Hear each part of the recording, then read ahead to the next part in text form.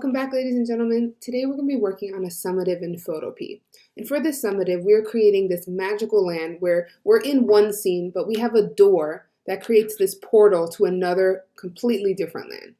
And we're going to be using layer mask and selections to do this. So the key that we really want to see in the summative is that you are editing non-destructively. And if you remember last week when we introduced layer mask, that's the key to good editing. We use masks and selections in unison to create these beautiful works of art, but we haven't lost any of the integrity of the photographs and we've worked non-destructively. To start this exam, you want to start off with this document we've laid out for you. It is blank, it's just the sizing thing to make sure we're all in the same specifications. So you're going to download the PSD called 16-1 and open it in Photopea. Now you have to decide what you want your main layout to be for your scene. So in order to do this well, you're going to go to File, Open and Place. That's going to place that image in your layers and you're going to find what scene you'd like. Now I'm going to go for the beach. I've given you quite a few options you can choose from. I'm going to hit open. Some of these files are a little larger because they're good quality, so it might take a second to download or even place into your document. I see that my document is a little taller than my image, so what I want to do is just hold Shift while I resize. Shift is going to ensure that everything stays in proportion so it doesn't look squished or stretched out. When I'm happy with my arrangement, I can start deciding which door I would like. I've given you two options for doors. One of them is white, one of them is colored.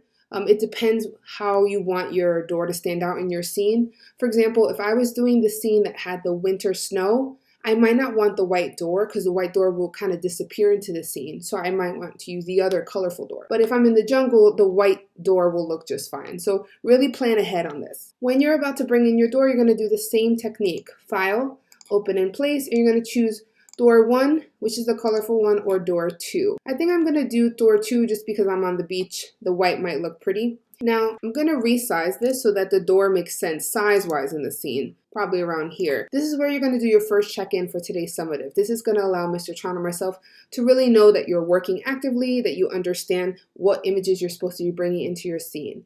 So it'll let us know also what's your main scene as well as what door you chose. You can take a screenshot or save the document and bring it into your progress check-in slides. Once you've done that, you're going to work on a selection. Now you have to select the door because you want to use a mask to hide everything outside of the door. So the selection tool is going to be up to you. A lot of these things have very linear lines, so my probably best suggestion is the polygonal lasso. Or if you're good at the pen tool, you can use the pen tool and turn it into a selection. I'm going to use the pen tool and kind of breeze through the next section, but you do want to make a very precise selection. That's going to be the key to success on this exam. When I'm happy with my selection when I use the pen tool, I can click on the button on top to make it a selection. Again, in order to use it successfully, if you're using the pen tool, you have to set it so that it's a path. When you're done, you hit make a selection, you hit OK.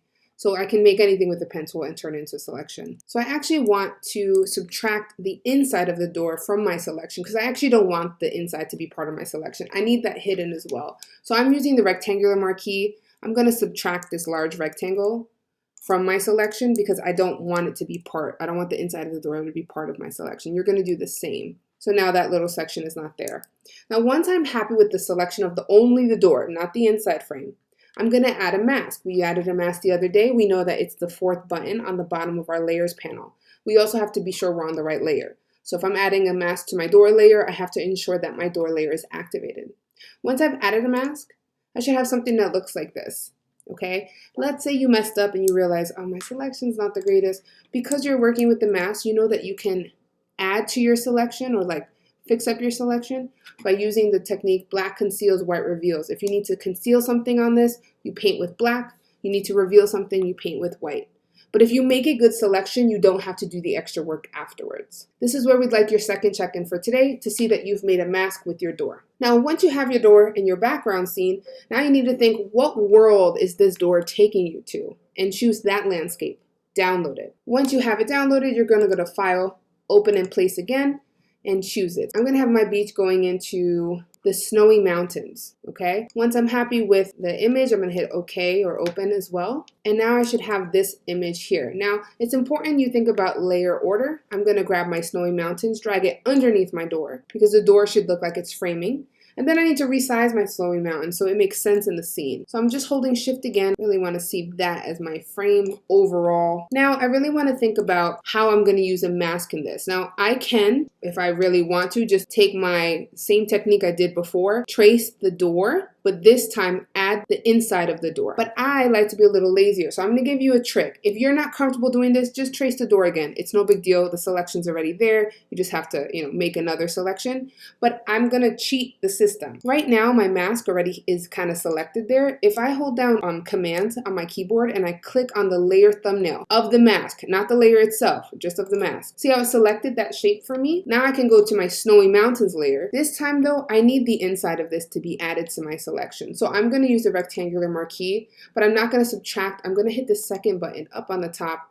I'm going to make sure I add this to my selection because I really need to make sure that the whole inside of this picture doesn't get erased or masked. So once I'm happy with this selection, right, and if I did this the other way without cheating that way, I would just trace the entire door again with my selection tool and then make sure the inside of the door is also selected. Now we're on our second image layer, which is exactly where we need to be. We're adding another mask.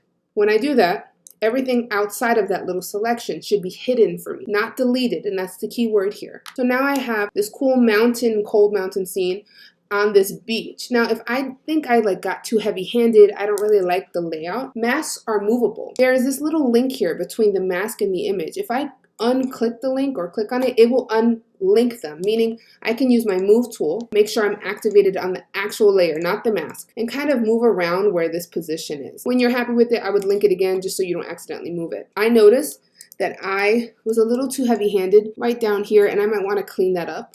So if you're working with your mask, you can make a selection again. Okay, I like the selection. I'm going to go in here. I'm just going to fill it with, if I want to conceal it, what color should I fill it with? Black, right? I'm going to use my paint bucket tool, make sure my fill is black, and just click in here. It looks like I erased it. I just hid those pixels. So it looks a little bit more in the door frame. And that's it, basically. So you have 3 layers, 2 with the mask, 1 that's just the background. When you are done, you're going to submit this as 2 different things. You're going to save the file as a JPEG, but you're also going to take a screenshot of your layers panel. In order for us to see that you did this correctly and non-destructively, we do need to see your layers panel. So please don't forget that. When you're done with your first layout, you're going to start it again with a different layout. Now, I highly recommend you change up the next layout. You get creative. Maybe it's the opposite of this one, where the winter scene's in the back and the beach is the portal. Maybe you add somebody holding the door. Get as creative as you want. The more creativity, the more extra points you can kind of get for extra credit. But to get full credit, we need 2 layouts with the door portal. So we want you to be patient, creative, and precise, and use layer mask. Good luck.